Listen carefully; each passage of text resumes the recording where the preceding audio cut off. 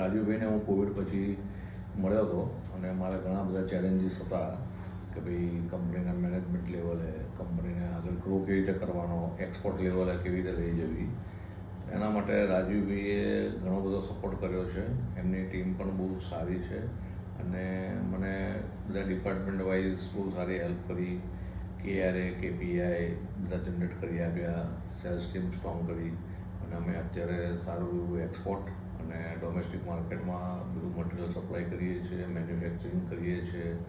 એમને ગવર્મેન્ટની બધા જ કાયદાનું નોલેજ બહુ સારું છે એટલે નાની મોટી સલાહો લેવા હું જતો હોઉં છું. હમણાં અમે બોર્ડ સ્ટ્રેટેજિક કર્યું તો એમના માટે પણ એમણે મને સરસ 2-3 કલાક સમજાવ્યું અને કોઈ પણ વસ્તુ એ બહુ ડીપલી સમજાવે છે અને બહુ ડીપલી આપણને પણ લઈ જાય છે અને એનાથી આપણું સોલ્યુશન બહુ સારું આવે છે.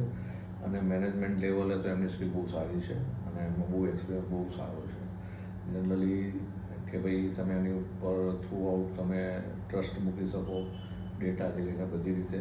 મારું તો બધું ઓપનલી બધું પહેલાં મિસમેનેજમેન્ટ જેવું હતું.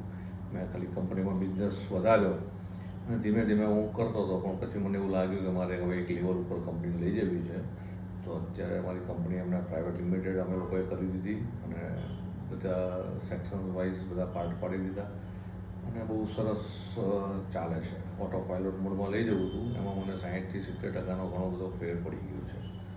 Thank you.